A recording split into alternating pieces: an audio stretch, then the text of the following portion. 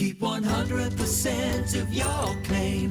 G4 Claims. If you've been hurt in a road accident that wasn't your fault, you should really talk to G4 Claims first. Unlike road accident solicitors, we don't charge you for our services, which could see you better off. To keep 100% of your compensation, have a chat with Nicole and the team. You'll be glad you did. Search online for G4 Claims. Keep 100% of your claim. G4 Claims.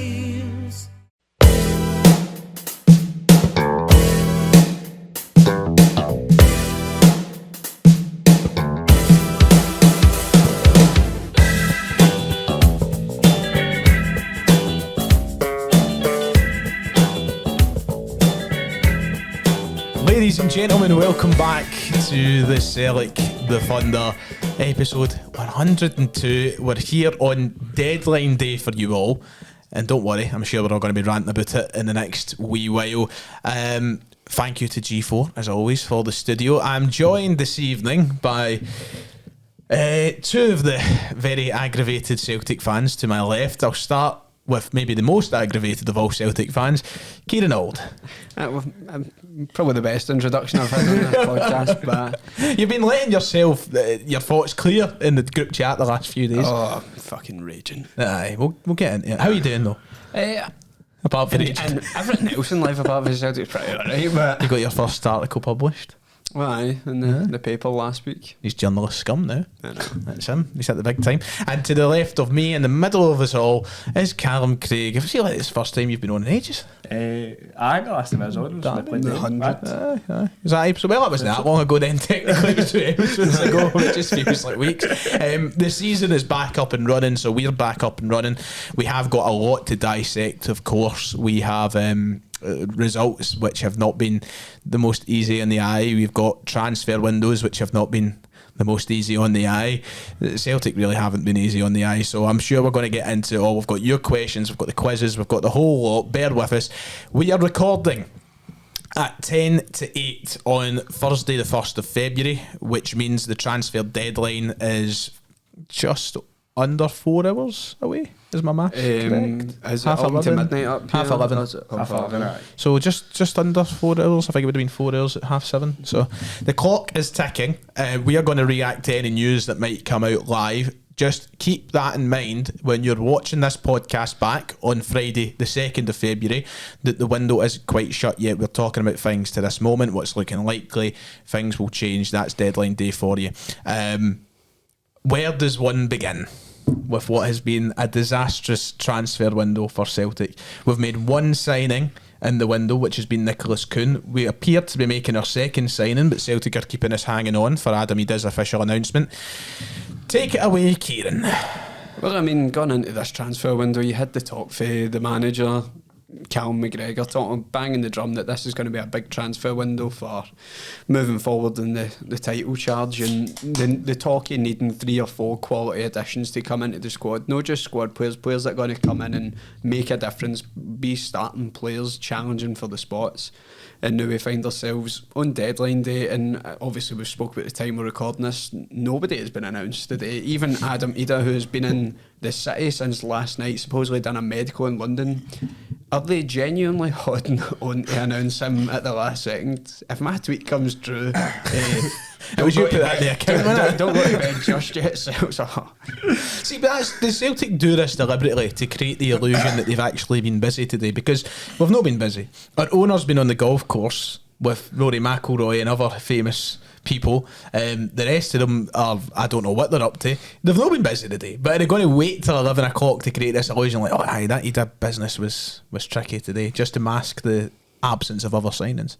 He's just been sitting playing games on his phone all day and waiting, skipping past the abuse that he's getting. Poor guy. I know, I feel bad for him. We'll go into that, but it's been like, for everybody knew going into this window what we needed. I mean, I know we had a wee run of form before the transfer window opened, the promising signs, and thinking that maybe we're starting to pick up a bit of form again, and then that performance against Ross County happens and we get a win somehow, but it's obviously not met by the best reception by the fans. And I mean, you can't even blame people for being angry at that, because Ross County looked like they deserved a draw on Saturday. So we're coming off the back of that, and then you'd think that would maybe be the rock up the arse to get action done quick, fast, get the top targets, and then you see Sidney Van Hooijdonk, who we've been linked with for God knows how many months, probably upwards of a year now. Somebody who supposedly wanted to come to Celtic, and now we found ourselves in a position where we are now signing the player that's getting shifted out for Norwich City to sign the player we wanted. On a loan deal as well. Let's try and unravel that right there. Like, I'm not going to sit and... I don't want to add to the pile on Adam Ida, because it's obviously... I feel like he's been, as you said in your channel the other day, he's been kind of caught in the crossfire a wee bit, because I don't think the anger is directed at him. It's directed at the recruitment, and it's a horrible position he's been put in, but obviously fans are well within their rights to be angry about it, because it's clear that he was definitely not a top target going into this window. And you wonder what the recruitment's actually like behind the scenes, because it seems like a shit show. Because any supposed top targets, we've been told no, and we just seem to have twiddled our thumbs for the entire month of January. And the thing that really annoys me is all the talk that we got in the summer, obviously, in the window. We had to see how the players got on, but then when things were very clearly not, we weren't a well-oiled machine, Rodgers was speaking about, the January window's getting planned for right now. And I don't know if we kind of had the wool pulled over our eyes, because in the past seasons with Ange, we went in prepared. We got the players, we got the deals done early, but this time round, here we are. Deadline day, one signing made. We might see a few players out the door, maybe not the big ones that we were hoping wouldn't leave. Fair enough, that's a result, but there's still so many players that are on the wage bill, and I just don't get it. I suppose we can go into the players that we've knocked back loans for later, but that's a whole other thing. Like, why we're not? Yeah, I mean, Calum, Brendan Rodgers made the plan pretty clear, as Kieran said. He begged for quality for weeks leading up to this, months leading up to this window. There was talk that the club were looking for a left back. There was talk that the club was looking for a striker. There was talk that we'd maybe dabble around goalkeepers, and here we are. And this is taking Adam Ida aside for a minute. We are sitting with on deadline day, on the 1st of February, with a right winger, which was a position that was never even thought of or discussed. How much of a mess have Celtic made of this window in your eyes? What is your thinking as we sit here with the deadline looming? It's just that it's shambles. I think the Nicholas Kuhn signing seems a wee bit sort of as if we were preparing for if Abada had made his mind up saying no, I want to go. Thought, right, get another right, another right winger in. That's fine, it covers that. But you're not looking at the bigger issues on the park, i.e. a left back. Greg Taylor's been rotten for some at a time now. Bernaby showed it last week. He's just not cut out to play as a left back. He's a winger, and I think it was Gary Neville that said a fullbacks are just field wingers. Yeah. He said it himself, he was one. You can see it on the way, can't you? It's just, he's a runner, that's it. It's just, it is infuriating. Then, as Kieran touched on, some of the loans that were due to go out, you thought, at least that's a bit of money off the wage bill, that's good, and then we're turning, we're knocking them back. Like, it's just beyond me. See, where do you begin? Because there's problems at both sides. There's problems with the lack of players coming in. There's problems with the lack of players going out. You talk about the loan deals that both of you brought up. James McCarthy, we had an opportunity to get him away and some of his wage being covered, and they went no. Instead, they'll leave him there at training ground, paying his entire wage. There seems to be a lack of logic in anything that's been done in this January window, Kieran. It seems like no logic in any regard at both sides. There's no rational thought gone into any decision made, as you just said, because it's like everything that makes the slightest bit of sense to try and take something off the wage bill would do that. Benjamin Siegrist has now been not allowed to go out. Lager Bielka, who we were prepared for before January came round that he was going to be out, we'd heard that filtered through the press at the start of December, straight after the Feyenoord game. So you wonder what is going on. I mean, obviously the whole thing with the Cameron Carter-Vickers injury again, it's just, it doesn't help things, but Lager Bielka's now going to be staying. He's not going to be happy. Well, that's what I was going to say. Surely this is much deeper than just what we see in the surface, because he said he wanted to go. He came out and said he wanted to go to Serie A. He wanted to move, and now we've rejected that. I'm telling you right now, but we'll keep him. He's not going to be the backup for if somebody's injured. It would be like you have players ahead of him. Welsh, like Welsh, Scales, Navrowski. They're all going to start ahead of him. So I don't really understand the logic behind that. But because he's wanting to go, but there's just with the whole like incomings as well. But it's just been shambolic, and Last week I said to you when I went to that press conference about Lennoxtown, Rodgers did not strike me as a man that was going to be getting 3-4 signings in the door before. I got the severe impression it would have been one more signing. Could that be the case come the end of the window? Will Adam Ida bear? So this is where fans are getting annoyed now as well, Calum, because people are, Brendan Rodgers for months, as I've already said, was begging for quality, but now he seems quite content with where we are. So nobody can read where the manager is either. It feels like and you know me, I'm Rodgers' biggest fan. I fucking love him, right? But at some point you've got to turn around and go, where did the lies start and end with both the board apparently backing him, then Rodgers being unhappy, but now he's perfectly happy? Like, can you even tell what situation he's in himself and what he's happy with, or do you think he's just saying it for the sake at this point? I think he's just saying it to sort of to save face in terms of, because you then don't want the press saying, oh, he's falling out with the board, he's falling out with higher ups, this, that and the rest of it, and then it causes unnecessary problems that aren't there, that then creates. So I think he has then just accepted it in the case of, right, just move on for it, work with what we've got, and obviously just need to sort of hammer down. But you just know he's going to come out and moan about it if we have a bad run of results after the window. Like, so make your voice heard when action can be taken. Don't do it in times it's cowardice to do that.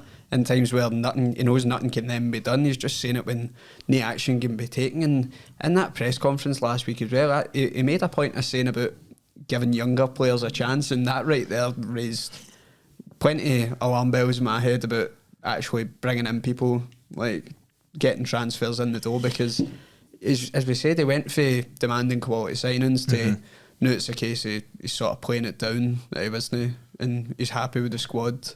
Like, there's no logic to it whatsoever. And now this is where all the kind of backlash is coming into fruition, and all of those kind of bitter thoughts are being very, they're not being hidden, put it that way. People are being well and truly open about what they're thinking right now. Are we gambling a league title?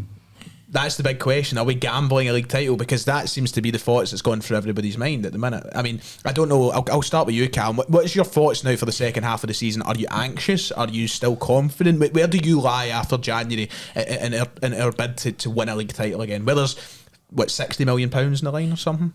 The increased Champions League money. I said it to my dad earlier. So it's like the full thing everybody's talking about Twitter's now about fucking the nepotism, AFC and such. Come on to that, aye. But it is just very infuriating, the fact as if we've settled for, well, that team we've got is fine, that'll get us over the line. If we are to then mess that up and the title goes to the other side of the city, you can only then look at the higher ups and say, this is on yours. You just haven't backed them whatsoever. And it started the conversation. We had this in the car, Kieran. Logging onto Twitter is one of those sore heat days, because it's like a mini civil war breaking out between those who are saying it's the young entitled fans again, and then obviously the people who are maybe more on the side of where we are, saying that we were looking at the best interests of the club. So this is what happens. You suddenly create a divide in the supporters between not just the board and the fans, but the fans themselves, and you see that popping up all day on Twitter, and it's hard to actually read. It's infuriating, because obviously you're going to disagree with the people that don't share your viewpoint, and you're obviously going to think you're in the right, but surely the logic dictates that what is the point in sitting on a stockpile of cash, and why is the length of our ambition to just be a bit better than Rangers? It seems like the board is happy to keep them at arm's length instead of trying to develop. Like, I put up the tweet the other day, and it was about the Celtic board when it's time to actually build on a period of strength instead of stagnating. When was the last time we genuinely built on we've stayed pretty much the same level for years now, and it's a distinct lack of ambition for the highest level in the club, and it's trickling down into the transfer fees we're paying for players, the actual transfers that are getting brought in, and the scouting department is just... I know we have a derby win under our belt in recent weeks, right? And I'm not suddenly saying that doesn't matter and it's irrelevant, and I'm not by any stretch of the imagination suggesting that we are not, like, that Rangers are better than this, because I can't be bothered with all the old ones coming at me going, oh, a little better, must we just beat them? I'm not saying that, but as the past couple of months, and this is my point I want to make here, we were talking about how we're saying that the bar is to be slightly better than Rangers. What's to say that bar hasn't actually flipped in the last couple of months? Because arguably they've been playing better football, They've been getting good results. We've not been getting such good results. They've actually been signing players. At the minute, you'd think they're the team that should be who we are. We're the ones should be going out and signing players and actually looking to build on a title chase and making ourselves credible challengers. I know. So if this bar is always to be slightly better than Rangers, right now, that doesn't even seem to be the fucking bar. So I don't know what it is. It's wild, because it's like we're talking about the divide amongst the fan groups, and it's like I seen a tweet that summed it up perfectly, and it was like you can think that we're still good enough to win the league, but also no accept that the window has been like you can accept the window's been awful, and also say, oh, we've still got enough quality to go and win the league. Because I believe that. We've got a good squad, but it's just the way we've been playing this season. It's been clear. The managers came out and said, the captains came out and said, we need quality additions to help get us over the line. We have got a good enough squad to win the league, but we're going to make it a struggle. Whereas we could have went out with a clear plan this month and tried to put a bit of distance between ourselves and Rangers, and we just seem to have stagnated again. Stagnant is how the day's going, and we'll come back to a lot of these things. There's so much ground to cover. Like I don't even think we can cover all of it in one night. Stagnant's how today's gone, Calum. Do you have any faith that Celtic going off? And we'll come on to the stories that have been flying about today. But do you think that there is any belief left in yourself that things will become instagnant? We need a thesaurus. Do you think things will actually start to move over the next few hours, or have you resigned yourself to Adamida? Nah, I've just settled a bit of one signing. That's Think so? I think obviously there was the talks like so a left back and such kind of about to get a bit more hopeful, and then it was Mark saying that coming earlier today, chatting just went nah, it's dead in the water. I think you're just sad me and that's it. It's just for a laugh at this point. You know, like let's just take the piss at them. We'll be able to watch this back tomorrow and laugh. Like, oh yeah, we're right. That's the thing. All these stories getting posted about all these links, and then it coming out that we got told weeks ago. All these stories just been put out to try and make it seem like we have been busy, as we spoke about. Right. Because I think I'd be shocked if we got more than 8 done before the Let's go over the ongoings for today very quickly in the window itself. What we've managed to do is obviously sign Nicholas Kuhn, who we've yet to really see. Couldn't really judge him off the Ross County game, to be honest. He played half an hour, maybe, even if it was that. In terms of players leaving the club in this window, Yosuke Deguchi left in a permanent deal to Vissel Kobe. Kwon's obviously away on loan. Montgomery did go on loan, but is now back because he's injury. Johnny Kenny, Mackenzie Carson, Marco Tillio also headed out on loan deals. Marco Tillio was yesterday. He's back to Melbourne City. On top of that, today, let's talk about these ones. David Turnbull is leaving, apparently, if the deal gets over the line, to Cardiff City for a fee of around £2 million. Calum, it's kind of, when I look online, it's kind of split opinion, the exit of David Turnbull. What was your thoughts? Personally, you don't want to say you're glad to see the back of somebody, because he has chipped in at certain bits, but I think it's just this season more than anything he's just infuriated me. I'm at the point I was like, do you know what, just take $2 million, just get him out the door, especially with how little was left in the contract as well. Yeah, I think it'd be a good bit of business to at least see some form of money coming in for him. Well, that's my opinion, Kieran. I think it's actually quite good business. The fact they've got £2 million for somebody with 5 months left in their deal. I didn't expect $2 million for somebody, especially going to, we're at Cardiff in the Championship. I think they're maybe mid to bottom end. A mid-table Championship team to pay $2 million for somebody with 5 months left in the contract. I'm surprised we go with that, but my opinion on David Turnbull, he can chip in with a goal every now and then. He's got like 7 goals this season, and people harp on about his goal contributions, which obviously have been important this season, but his effort levels are shocking. And his stats mask the player himself. I'm generally not having it. He's not a Celtic level player. Yeah, he's been very poor and listen, injuries have a big part in that. He's been unlucky with them. We gave him Young Player of the Year, Player of the Year in the COVID season. Yeah, exactly. The ball was on the fucking floor back then. Sorrow was about it. He can be Player of the Year. I'm not saying I'm happy to see the back of him. I wish him the absolute best at Cardiff, but why keep him around? He's got to go. Like, I don't know how people are getting hung up about it. You could see that when he came on Saturday, wasn't interested. It can't be asked. Like, he was making sure he never got crocked before he could get a move. So good luck to him down there. I do think he will do well in a league like the Championship. Yeah. But as we were talking about in the car, I'm not having what's going to come in the months later. If he starts scoring goals for Cardiff and we should never let him go, I'm just going to... I'll shut down at that point. Aye, that's the point where I shut down. I can't... At least Giacomakis was good, you know. Like I can say accept it to some point. Mikey Johnson, he's gone away on loan to West Brom. Should the deal be completed in time? 6 months, no obligation or option to buy involved. Do you think, Calum, it spells the end of his Celtic career, or do you think there's an opportunity if he does well? Nah, he's had far too many opportunities. I was hoping you'd say that. Aye, no, he's had far too many opportunities. I'm still not having it. He's still young. He's like, nah. If he was going to do it at any point this season, was his chance to do it. Closest he's had was Dundee on Boxing Day. Yeah, that was about it. Anything outside of that, it was not really a standout. Seen it was at Tom Garrett on West Brom fans. He's not too happy. And somebody said, he's rapid and good with the ball at his feet. Like, who the fuck are you watching? Just not Mikey Johnson. I'll tell you that. Johnson away, Kieran, about time. Aye, about time. About time. Some of comments. Aye. This window was a major thing about actually clearing out some of it's a harsh word, but the dead wood in the club. Yeah. And up until this point, there's not really been any movement on that front. I mean, Quan was the only player that went out on loan initially, and now you've got Tillio, and you're starting to thin down the squad like Rodgers asked in that aspect, but we're not adding the quality additions like he supposedly asked for as well. Yep. So once again, just no logic in anything. But I've also seen, like, people have talked about this month as well online about needing to thin the squad down, and now that we're thinning the squad down, people are panicking. I know. And maybe I think that's an effect of us not making signings. There should have been quality signings coming in to replace, so we're not having to bring on Forrest, Johnson. But then all these let's players take it to people are, we're getting rid of them. Sorry, Jai, if you're listening for any reason. Jai put in the group chat today, great, so we're just getting rid of all of our wingers. I'm like, no, we've still got 5. We've still got Yang, Wabada, Maida, Palma, and fucking the new boy Kuhn. So no, we're not getting rid of all our wingers. We've got 5. That should be the amount you have in a 25-man squad. As long as you've got a first team one, a backup one on each side, and then maybe a spare one or two, you're fine.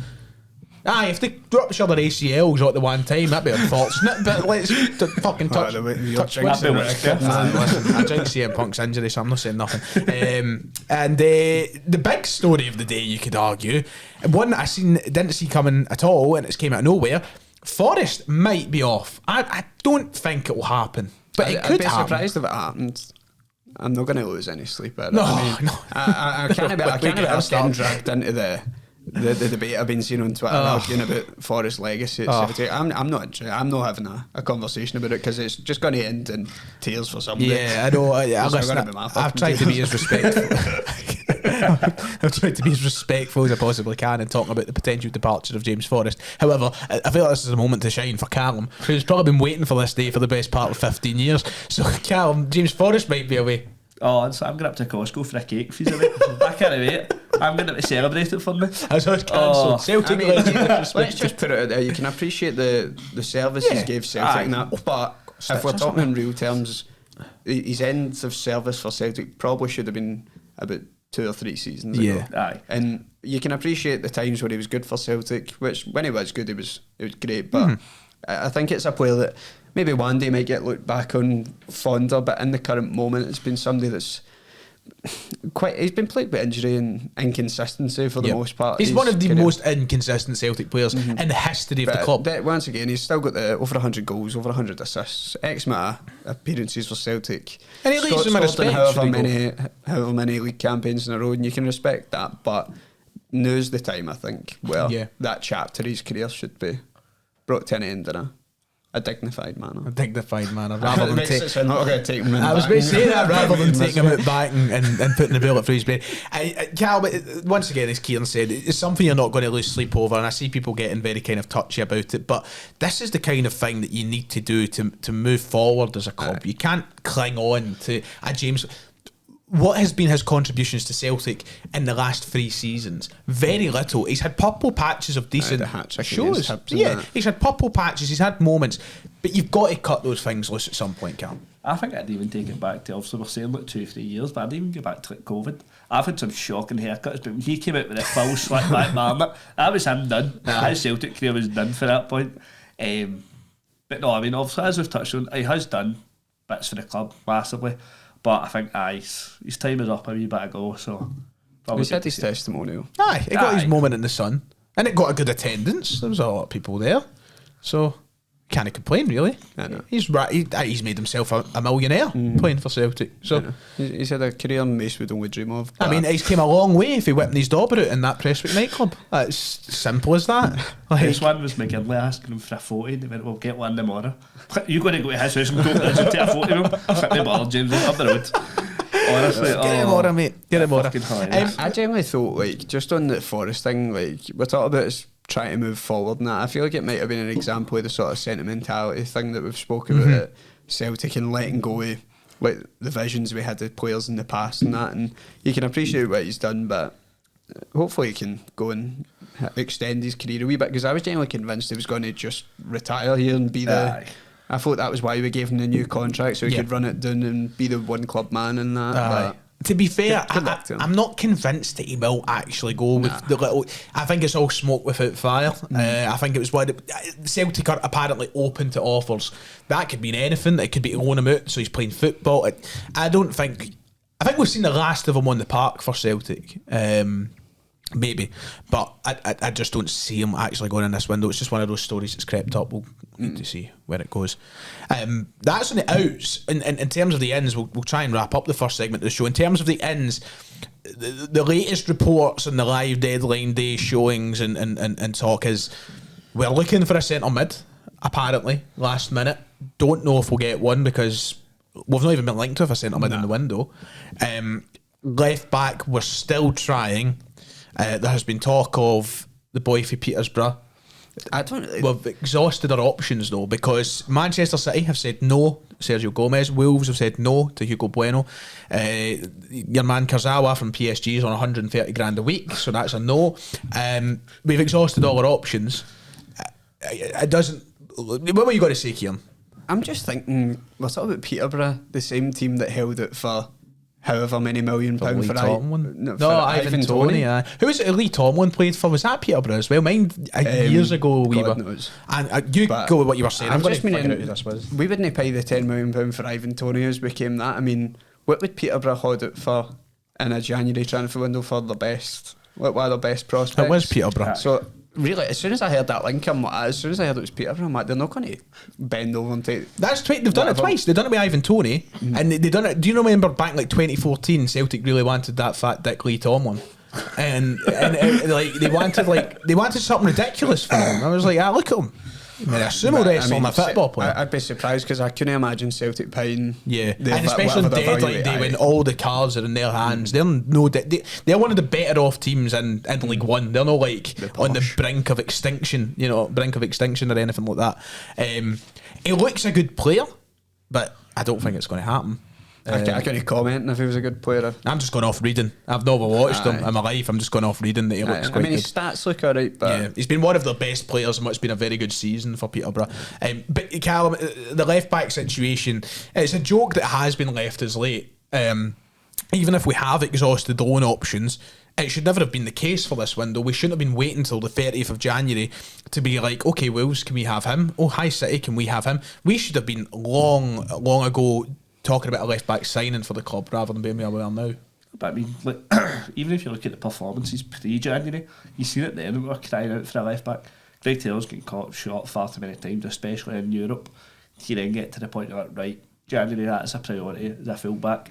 And then, as you said, we're at this point that we're asking Wolves, Man City and such, and you're just getting rejected left, right and centre.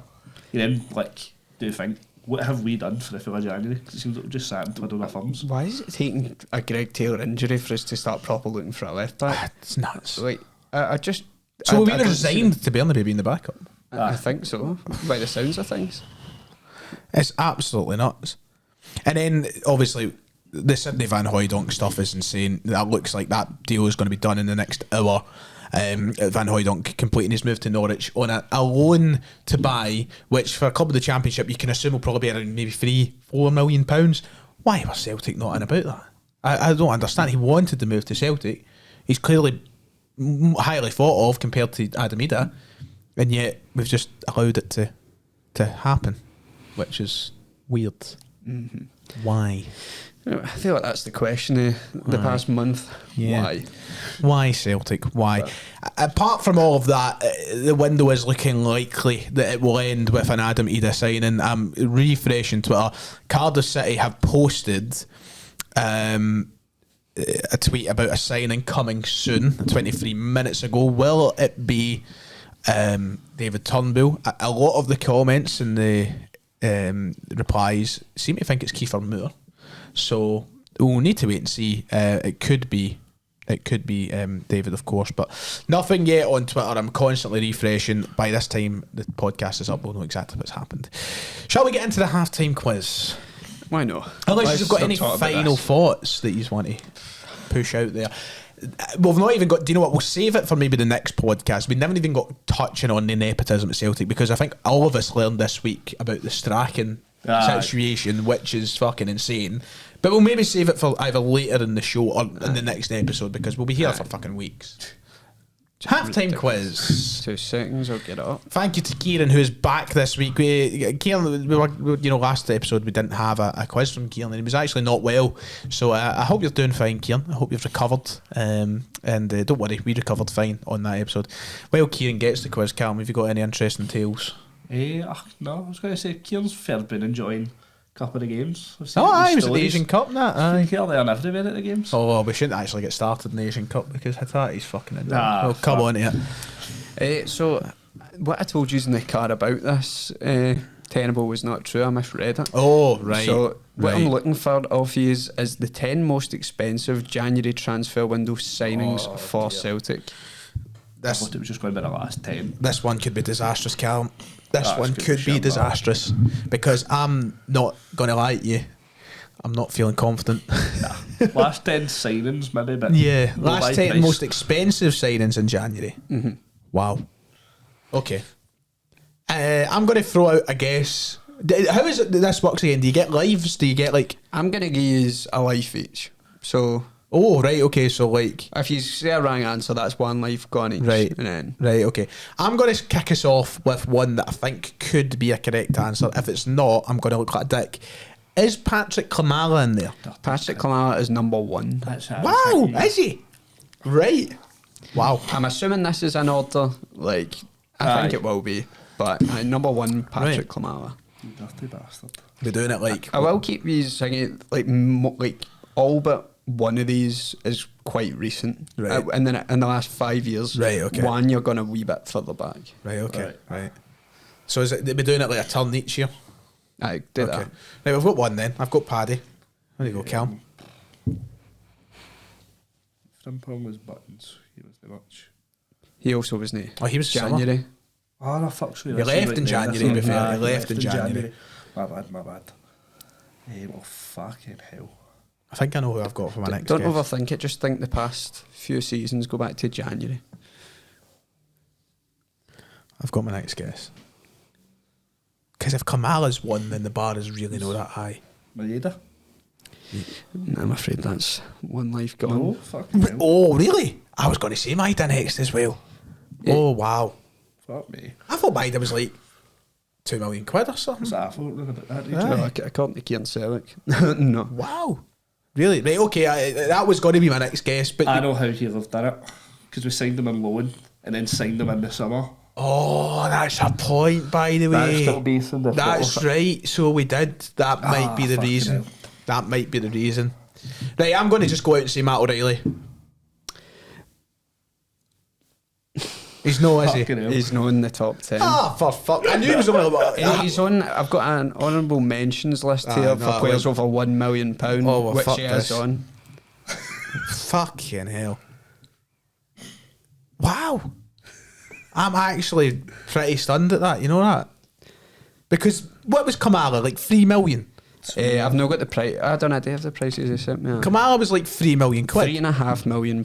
See, that's not very high. I'm going to tell you the lowest at the 10 Right. is £2 million. What? So the price range is between £3.5 and £2 million for these signings. People are screaming at us, Cal. Oh, They're screaming at us. Yeah, they will be. Like, there's some. There's I don't know why one January I'm really transfers shocked. just go blank. January windows are hoaching. Because I can't remember for the life of me who's came in January windows. Well, it's back to you anyway, so you get to think.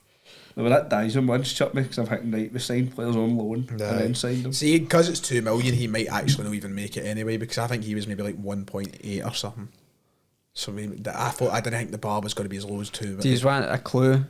I go for it. For it I mean, I've got a couple here, but there is not a Japanese player in the top Right, 10. that's fine. Right, okay.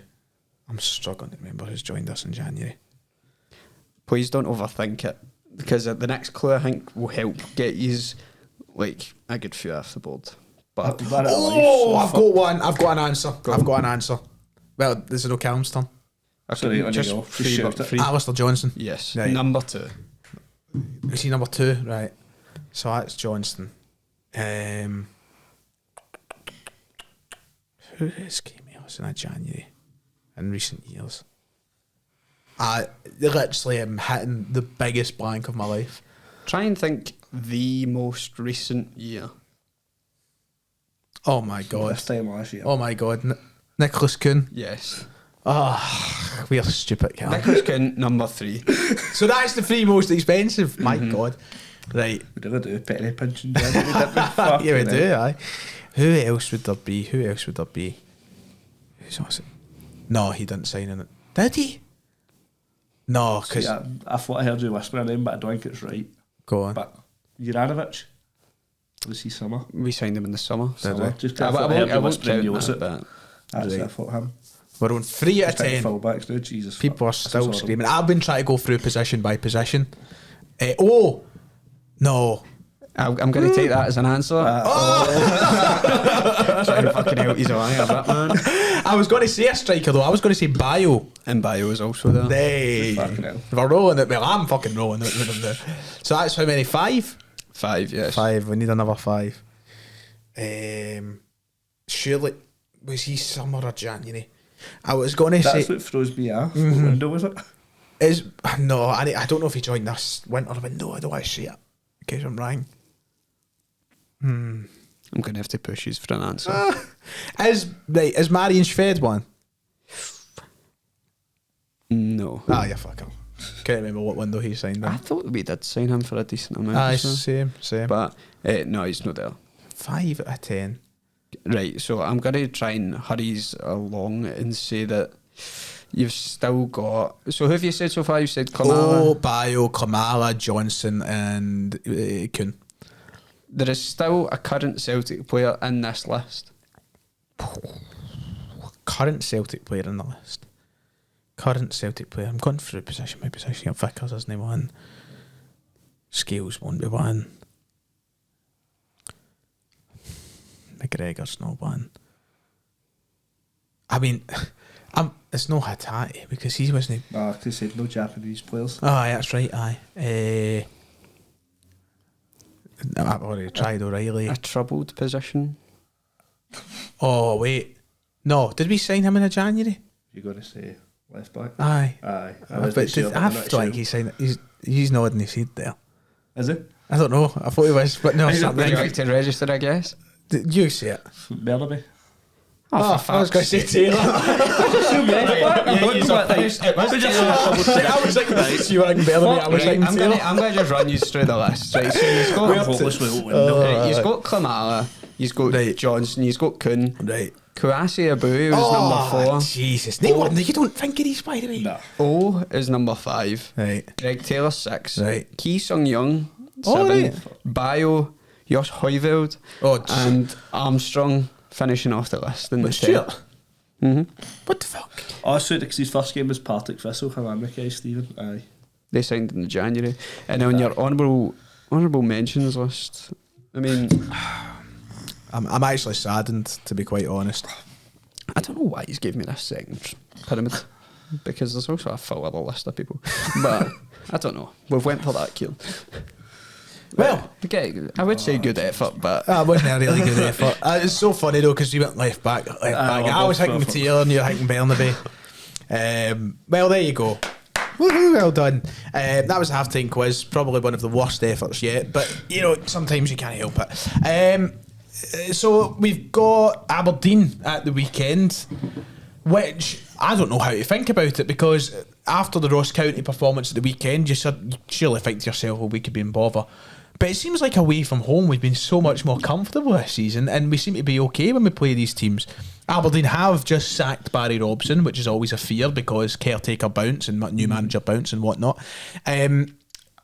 What are our thoughts heading into Saturday's game? I don't know if we've had a few new additions in coming into the squad for the game, maybe not even starting but coming off the bench.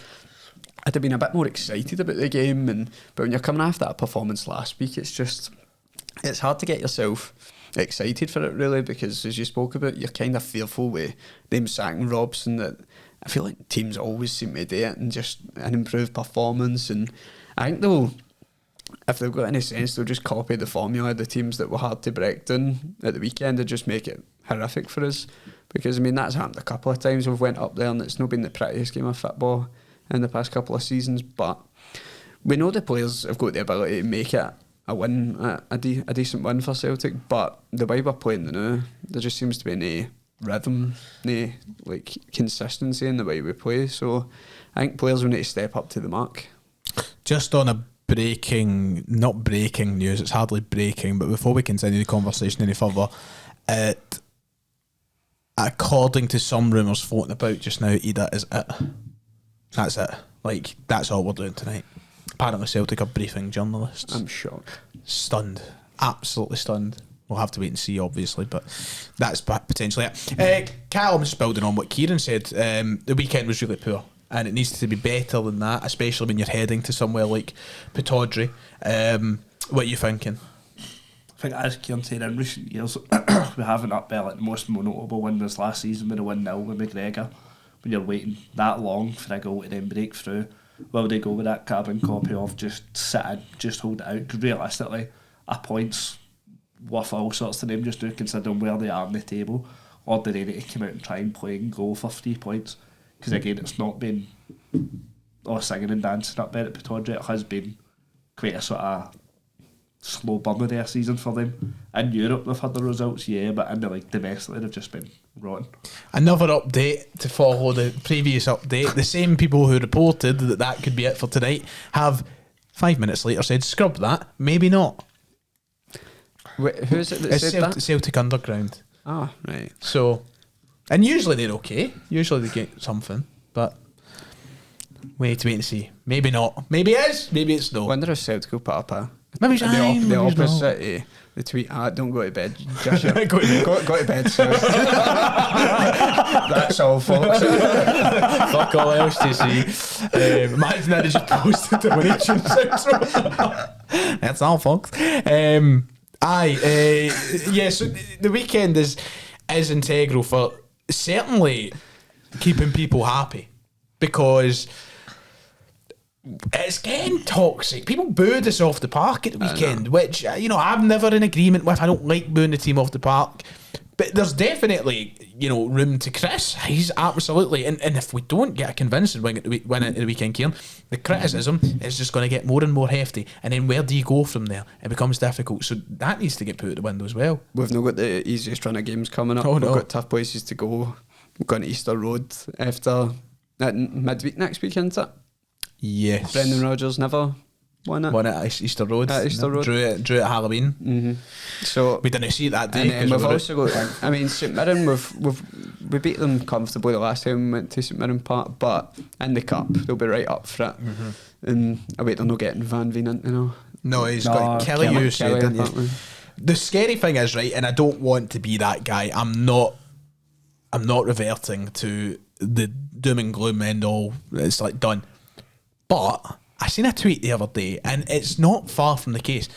Celtic, if they don't get their act together, are potentially 3 games away from handing Rangers a path to a treble if we're not careful. And I'm not meaning to be over exuberant in saying that, and I'm not trying to exaggerate things.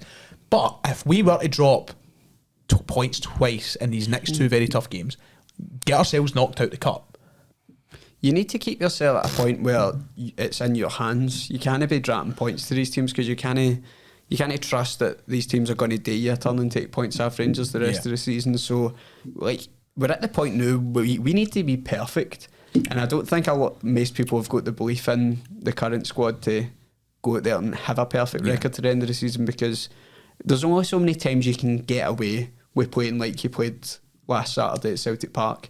You're not going to get away with scraping wins in every one of the games. It's going to come back to bite you. So there needs to be a rocket up a few of their arses for Saturday to try and put this to bed, because, as you said, you just don't want a bad result, a bad performance to spiral into another bad performance, and then where does it come back? Where's the thing that motivates them again, especially if there's no new quality additions coming through the door? Well, there might be, according to Celtic. Well, maybe. On that note, we have got the breaking news. Mikey Johnson has officially joined West Brom a minute ago. I mean, that photo wasn't taken a minute ago, I can tell you that for nothing. That's sunshine. Less than fucking Australia or something. Yeah, he's joined the West Brom till the rest of the season. There is nothing that details any sort of obligation or option to buy, so it does look as though it is as simple, as straightforward as a normal loan deal.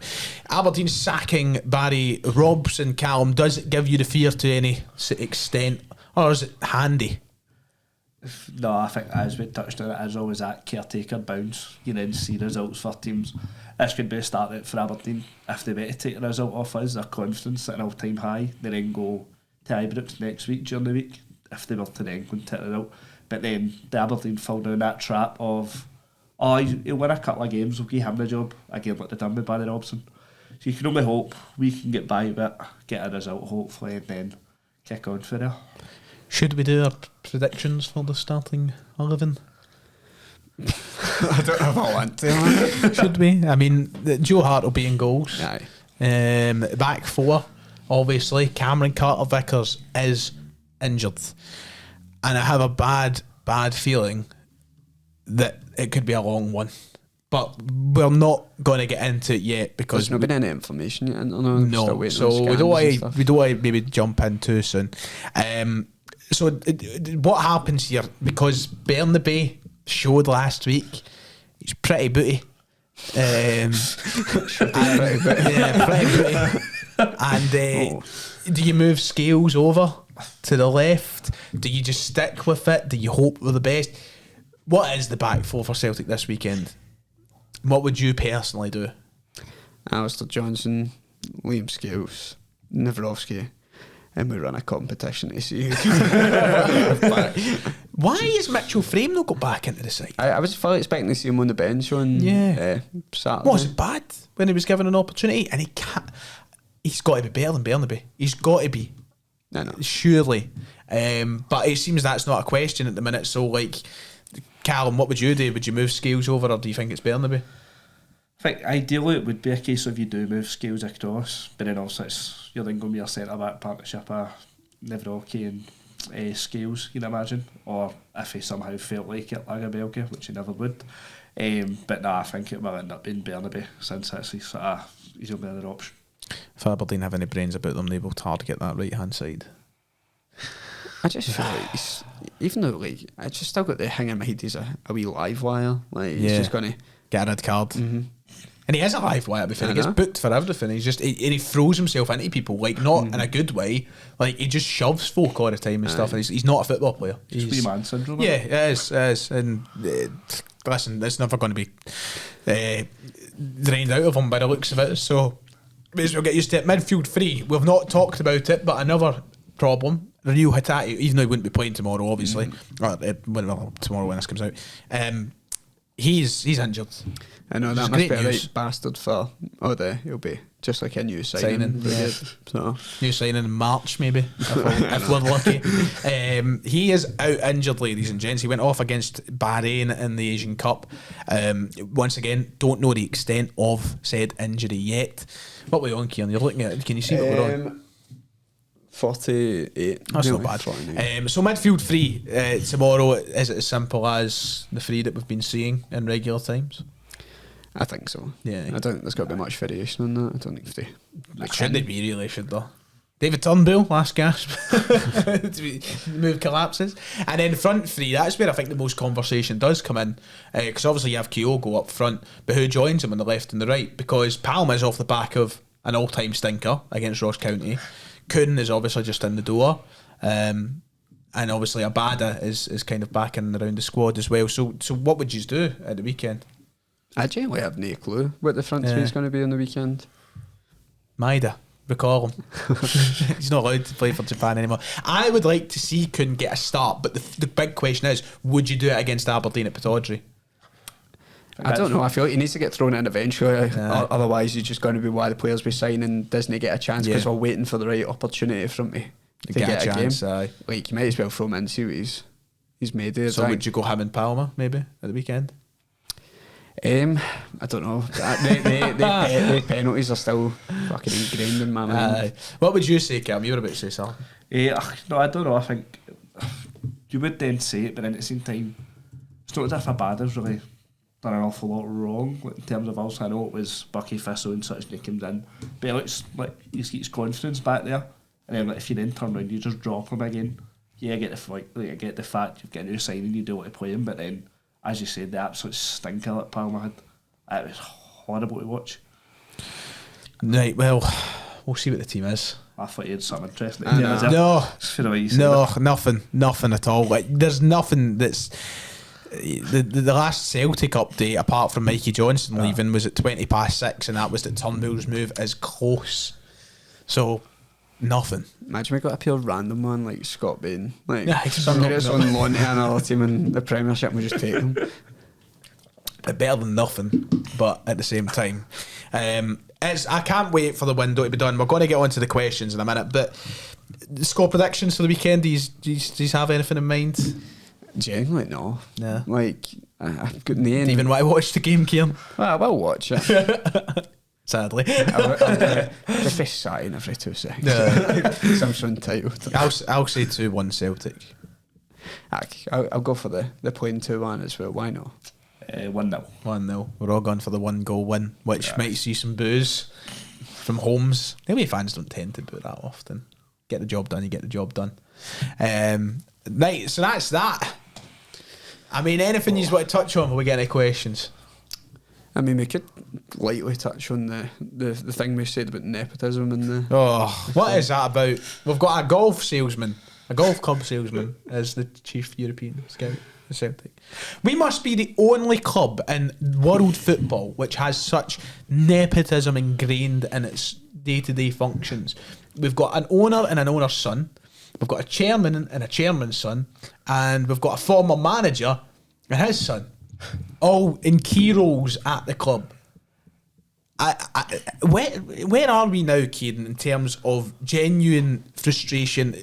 Do you think that Celtic fans are like a few bad results away from being back outside that stadium demanding the sacking of a very incompetent board? I genuinely never think it's too far away with Celtic, to be honest, because the way we've been playing, I think that's taking a back seat now. I think people are starting to focus on the wider issues, and these things obviously come to a head when we're not making moves in the transfer window, when we're coming out and boasting about the amount of money that we've got sitting in the bank and we're not doing anything with it. It's infuriating because fans have got their own vision of what the club should be, what they know it could be, with the right investment, with the right people pushing for this. And what we get instead is a board that are happy to just keep Rangers at an arm's length. They don't want to push the boat out too much. And it's frustrating because we always speak about trying to move Celtic up a level, trying to develop the club, but the guys in charges have zero intention or ambition to do anything like that. And it's clear to see with the way we've been run for the past 10 years. You can talk about, we have been successful on the domestic front, but when fans, like, obviously this gave us some of the best days of our lives, and you can't lie about that, but I don't think it's entitled for fans to want to see your club take it to the next level. The amount of times I see fans of weird teams in Scotland, like entitled bastards. How can they even act like that? They've won 11 at the last 12 league titles and so on. But I just think if you've got a set of standards for your club that you want to see them reach, why is that such a bad thing? Why can fans of Celtic no have higher standards than fans of fucking Ross County? Like, aye. And that's not a dig at my Ross County support. But it's true, and I just don't. You know, people always say that Celtic fans would struggle to fit into the psyche of these fans up and down the country. I think they would struggle to fit into the psyche of us Celtic fans because we have a completely different set of expectations, and it's not because we're spoiled. They might argue that it is. It's because we know we can do better, just like a lot of these clubs. It's not my. And I seen a great tweet earlier, and I can't remember. I want to give credit to whoever posted it now, and I don't know who it was. It's not my fault that, you know, we see all these Hibs fans greeting about Sellik fans. Not my fault that yous are accepting shite. They're pish, and they have been for years. They could do better, but guess what? They're not doing anything about it, and they could be. But instead they're accepting being in the fucking bottom half of the fucking table, and it's the same with Aberdeen. Same as these other clubs, and obviously there's always vocal fans, but they get criticism. It's frustrating because I seen a tweet earlier and it was talking about, I can't mind who posted it, but I thought they put it really well, and it was along the lines of, I've accepted now that Celtic will never be what I know it could be. Yeah. Like, what you think Celtic could be is just never going to happen with the people that run the club because they don't share the vision of the fans. They really don't care. They're more than happy to see the money pile up and their bonuses get bigger and bigger year after year. Mm-hmm. And as fans that put so much money into the club every year, it just feels like you're getting a slap in the face because they don't share the same vision. The people, it really is infuriating. Can we have Mark Lawwell as head of recruitment? We have Gordon Strachan's boy, not Gavin, the other one, as our chief European scout. They should be sacked, both of them, but they aren't going to because of nepotism.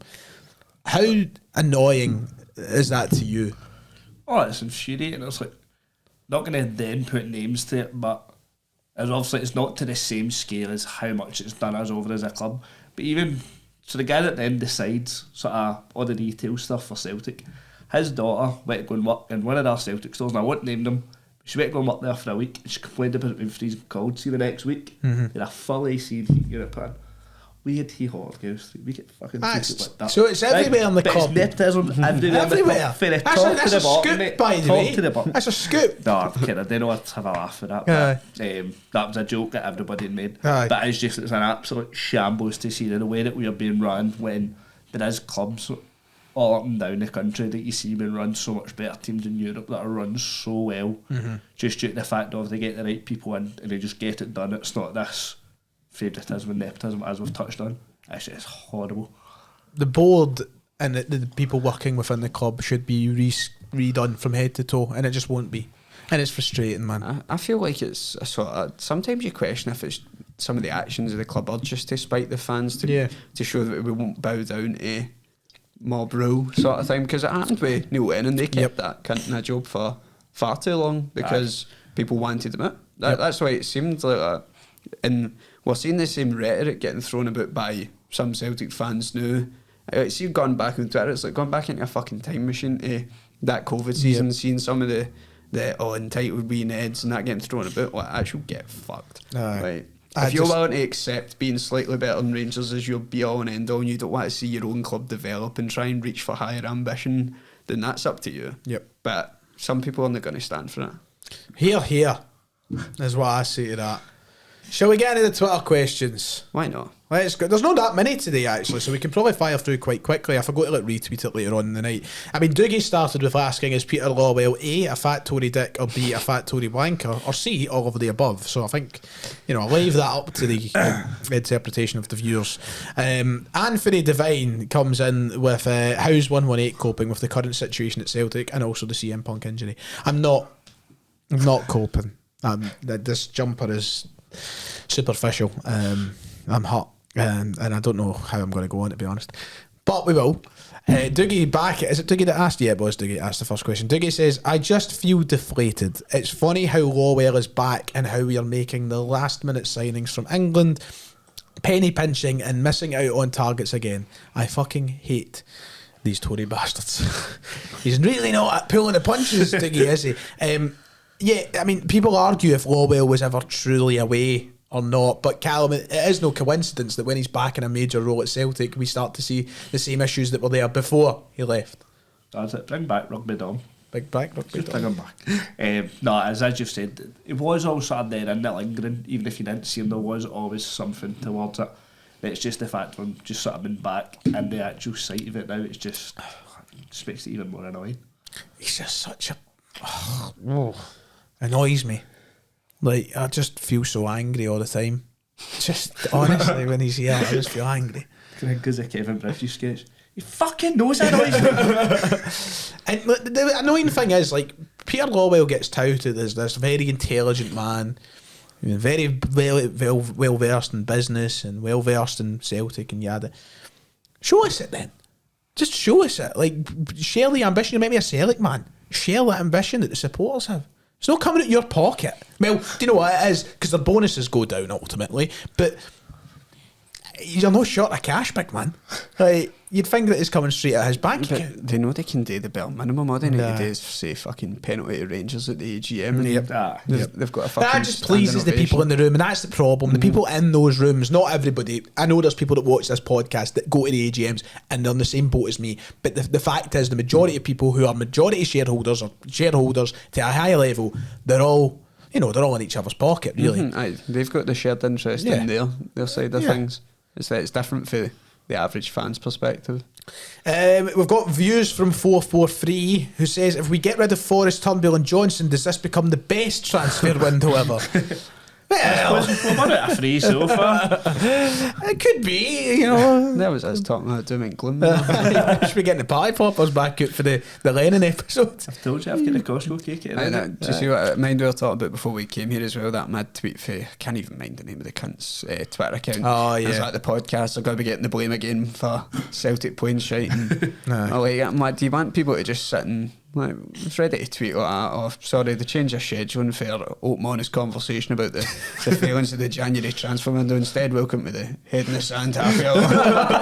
Like, is that what people want? But like, I'm so happy why with you not my allowed club. to talk about it? But like, it just seems like a head in the sand sort of thing. And welcome to the age of social media. it's just like if Ida is the only signing, the morale on Twitter's going to be fucking. Oh, I'm jelly. As I've been pretty open about it, I've taken a step. I don't tweet much now, and I don't really like being on Twitter. It just the last year it's became a kind of cesspit, and I don't really enjoy it. That's not just Celtic related, just everything kicking off politically and all that. It just kind of really bored. So I don't go in it as much. But see, when you do go in it, it's a fucking sore head, like all the time. I can't be arsed. Favourite ever deadline day signing doesn't have to be just January. I can't think of many that have been a roaring success for Celtic, really. Was Robbie Keane deadline day? Was he? I think he was. Because there was a big crowd of people outside Celtic Park. Keane signs. I mean, it was a.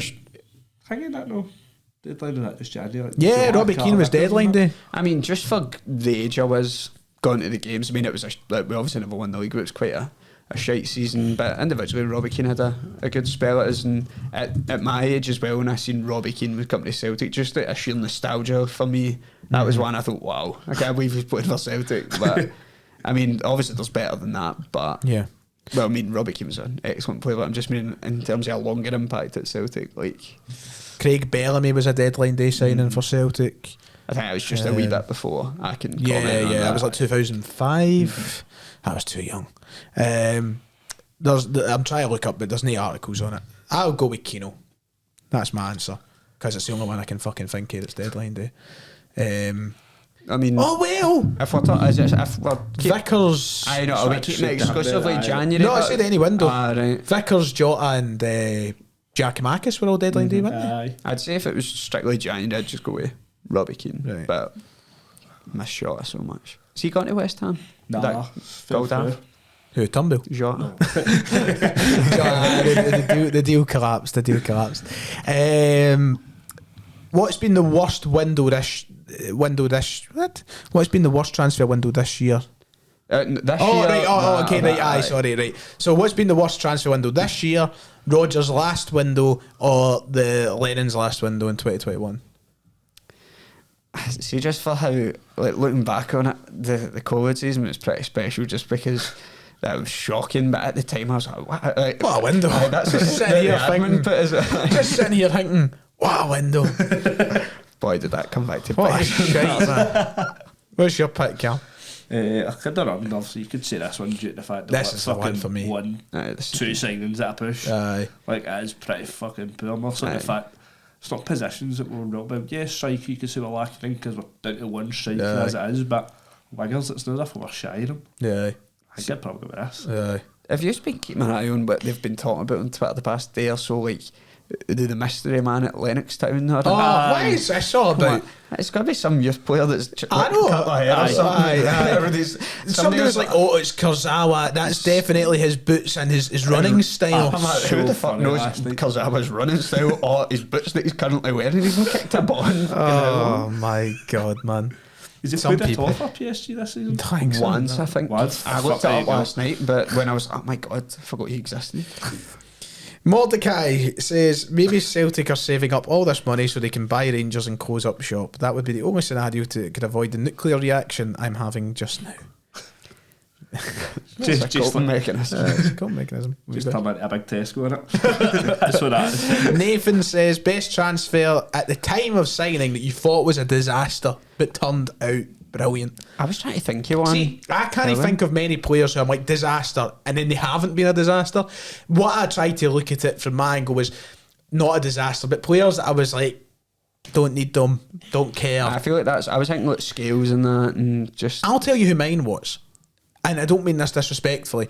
When we signed Edouard, I thought to myself, why are we signing this boy on loan for PSG? I thought you meant the full side. No, I was like, why are we Fucking signing shit, this boy what's on loan for PSG? His stats don't look great. We've got Dembele. I just wasn't keen. Boy, was I wrong. Like, to be fair, but there was a while of that season where Edward, I was like, we're not going to sign him permanently. And then he went on that run and scored at Ibrox in the 3-2 game. You're like, oh, right, let's sign him. But like, there was a good period of that season where he just really wasn't getting a sniff. And he scored on his debut at New Douglas That was Park. a And it was, roller. that was one of the best goals I've seen. But nah, I'm trying to think. That if would be there's my any- answer. If there's any player we signed that was, Now you're like, fuck. I know. I don't know. I feel like I've done that a couple of times, but none. He didn't turn out brilliant, Joe Hart. I mean, he really done know. a good job. I mean, I was, for one, you know me, Aye. I was fuming at the signing of Joe Hart. Within 6 months, he was my favourite player. I would need to go back and check how I was talking at that point, because I think I was kind of. I think all of you were like telling me to fuck up because I was being so.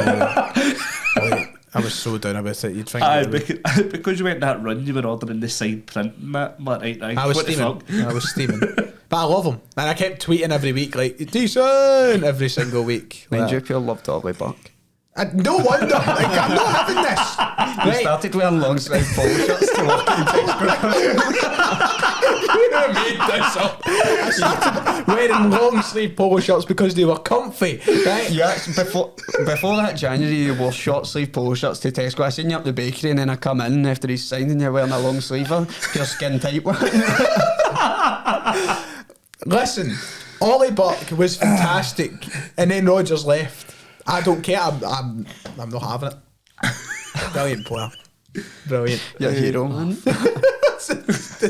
Such a made up story that It the is long not. sleeve polo was. I bet he wasn't even that time frame. I bet he was like months before. I seen you doing sprints up the back. Can any of you think of any answers to that one? I feel my brain doesn't function when people ask me a question like that. I think I need about 5 business Yeah. days I to think come up it's with an like- answer for that. When you more think of the business, like, obviously I don't remember, like, the club is then signed from, but like Christopher Ayer, he goes away for a season, to Kelly comes back, it's fucking shit hot. Yeah. But he's unbelievable for us. No, someday maybe. Frimpong, because I think I was more excited for Leo Connor. Yeah.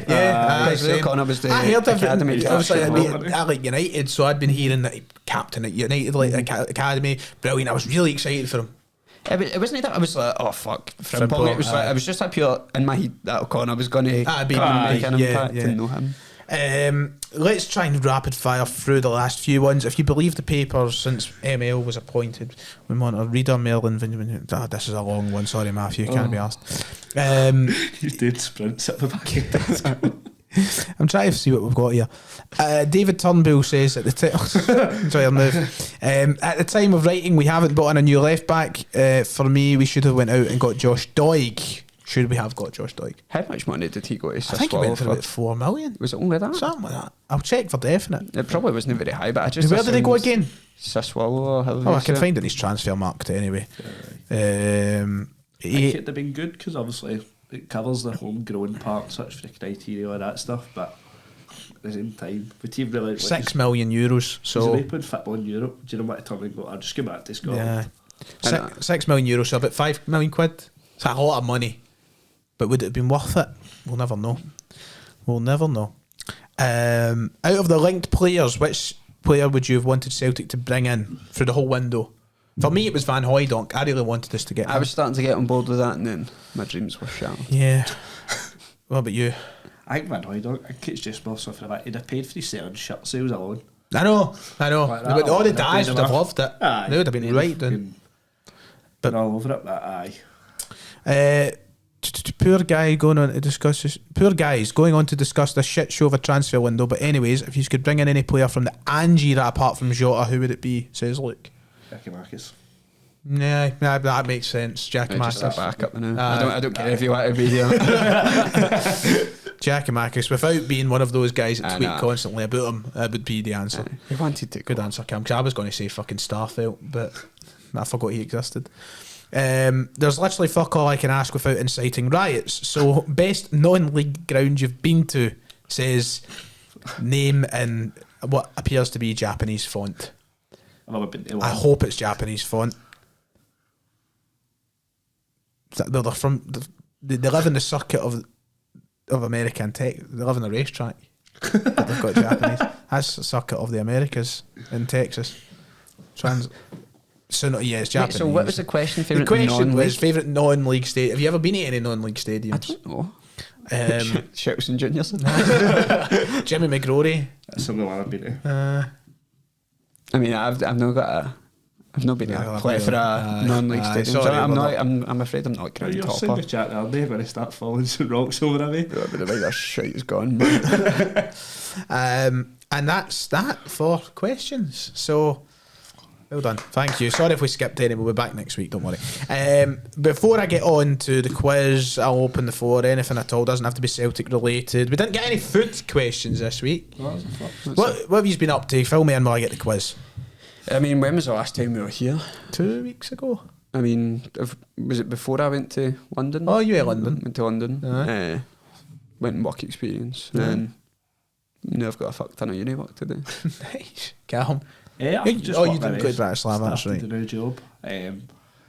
So I've been enjoying that. It's been good. Working from home, so can be a right lazy bastard more than usual. Seen Man U have got a new collaboration with the Stone Roses. That looks Yeah, quite cool. yeah, I seen Seen that. Gary Neville wearing a track tap.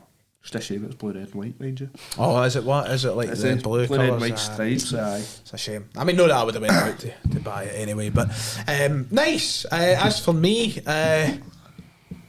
it's something exciting coming up soon, which I would assume will be out there at some point.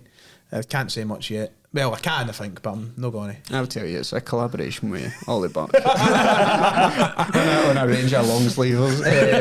Exciting for some people. I'll give you a hint. It's something to do with the hoodie. I'm not releasing hoodies. Don't worry. Just told them you're gone. What? I know what you mean, but Aye. no mentioned about Mary at all, no. They all know I'm going to be. Aye. Because in one of the podcasts I asked for somebody to watch the game in Philly, which I've realised, don't bother telling me where to go. I'm not waking up at 5 in the morning to go and watch the fucking game. I'll watch it from my bed at 6, thanks. Quiz time! Hey! New year and same faces. Fuck the Celtic board. Tonight's full-time quiz. The delivery on that was impeccable, man. Tonight's full-time quiz. I'm never going to get a job at Sellik. Tonight's full-time quiz is going to focus on players we have signed in a window, which has always proven so popular with the Celtic fans. The January transfer window. Craig versus Auld. That's it. That's the tweet. It's Jim versus Bertie. Are we ready? Yes. Right. fucking hell. Because you played in the halftime quiz, Cal, I'm going to allow you to choose if you'd like to go set A or set B. Yeah, I could just take set B. He's gone for set B. Okay. Kieran Auld, are you ready? Yes. Alistair Johnston joined Celtic from which MLS club? What is it again? Oh, Montreal. Correct. Good answer. Well done. Calum, to make it 1-1. Celtic made a triple Japanese move. Maeda from Yokohama Marinos, Hatate from Kawasaki Frontale, and Ideguchi from which club? I do not have a fucking clue. I just nah. He's just such like a forgotten player. He was just there, had his barnet, got a haircut, and then Fucked up. So you might pass. his ankle. Aye. It wasn't Gamba. Yes, it was actually. It was Gambol Saka. So it's 1-0 Kieran. Going into question 2. I've went the wrong direction. Question 2. Kieran, how many winter signings did Celtic make during the COVID holiday special? So the COVID winter season, winter transfer window. Well, I mean, there was the infamous John Joe Kenny. Yes. But was there anybody else? There must have been. Was there? I don't know. Okay, I'll just go one. I don't know. Correct. The answer was 1, and it was John Joe 50-yard pass back for a corner, Kenny. Question 2, Calum. You need this one. Celtic made 2 winter signings during the 2019-20 season, with one being Patrick Klimala. Name the other player. Trying to what he was saying earlier.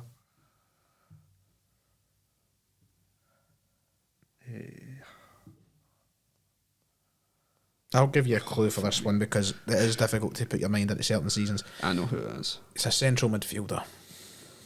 That's your clue. Fake COVID, Bill. Yes. No. 2019, 20. No, So just before before that. it. Just Okay, before it. okay. Aye. So it's 2019. Who the fuck did we sign? I don't know why. I feel like I remember the past couple of January windows. but January just slips out of my head. Some of them merge into one. Fuck was Sorrow. Correct. Aye, It is. The man whose I don't know if favourite he was- Coldplay song is Yellow. He's my last sorrow. I don't know if he was the end of fucking summer. So it's 2-1, heading into question 3. Kieran, can you keep your 100% record? Celtic made 2 loan signings in January 2018. Charlie Masonda and who? 2018. Yes, January 2018. Oh, wow. Oh, wow. That's a throwback. Great for Rangers. I love Charlie Masonda as well. He was shite for us, but what a player on Cream Mods, man. True hero. Charlie Masonda Who else? and who? If I don't get it, you gotta give me a position the way. Well, do you know what? I'm looking at this and I think Kieran might be wrong, you know. I think there was 3 in January 2018, but maybe it was summer I'm thinking of. I will give you a clue, but it's going to give it away very easily. It's a goalkeeper. Scott Bain. Correct. Now, when he said 2, did Jerry Toljan come in at the start of the season or January? That was the season after. That was a folly. So it was. Aye. So it was. My bad. Fucking hate That's on me. So it's 3-1. Calum. Big one. Oh, I've just looked at the question. Celtic signed which player on loan from Borussia Dortmund in 2019? Yes. I didn't even fucking know. Brilliant for me. Great hosting. Bradley Wilson's got nothing on me. Right, 3-2. Question 4. What would be the chances of that? Which teenager was Celtic's only winter signing from the invincible season at that time? Very cool. Correct. So Calum, you need to get this right to keep yourself in the game. Colin Chasm Richards joined Celtic from which club?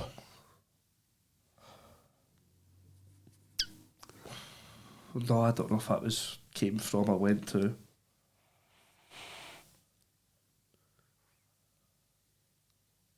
I would never have got this, by the way, in a million years. I know he played from a point, but Aye. probably after the rest. Is it Transport? No, it's no. I think that's where he went to, though. That went to. I right. think so. Kieran, do you know who it was? No, I'm actually racking my brain. Feyenoord. Was it? Yeah, Feyenoord. Fucking hell. So Kieran has won this week, but we will play on to your final questions. Kieran, your question 5 would have been to try and get 4. But do we actually, you're on 100%? If you got 4 out of 4? I think. Aye. Aye, because you gave me the clue to get Scott Oh, Bain. aye, that's true. Right, so to get 100%, Kieran, which club did Celtic raid for a double signing in Ronnie Dyler's first winter transfer window? Dundee United. Correct. Gary Mackay-Steven and Stuart Armstrong. And finally, Calum, your last question would have been, Celtic signed Stefan Johansson from which club for £2 million? They are fuck. It's a fucking... Is it the black and white kit? I think they are black and white, aye. I can picture them. I think they're black and white, let me see.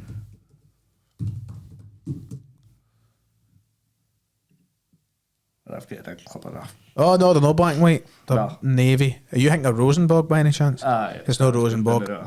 Correct answer would have been Strom Godset, Oh, fuck nah. who is the team that Martin Odegaard famously played for, I believe. What was he went to the Real Madrid. tiebreaker? So well done, Kieran, by the way. Congratulations, good win. Tiebreaker would have been, its source is the ever-reliable Wikipedia, so any player who may have been signed for the youth teams has to be included, as it could be personal discretion on each player believes was specifically a first-team signing. Players... So, these are just the rules. The question would have been, since the adoption of the January transfer window by all UEFA clubs in the 2002-03 season, how many players have Celtic signed in that window up till Nicholas Kuhn? So if you were to hazard a guess, just throw out numbers quick. How many years was that? 2002-03, so 21, 22 years. 22. 57. 63. You would have been closer, Calum. The answer, 74. 74 in the January window. And that is that for the quiz.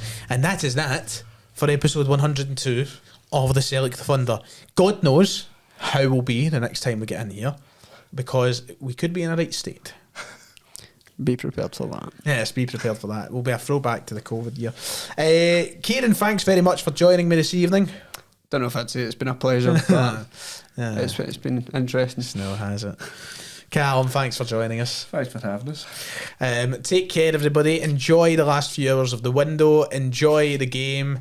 And we'll be back with you hopefully next week. So until then, take care, and we'll see you all next time.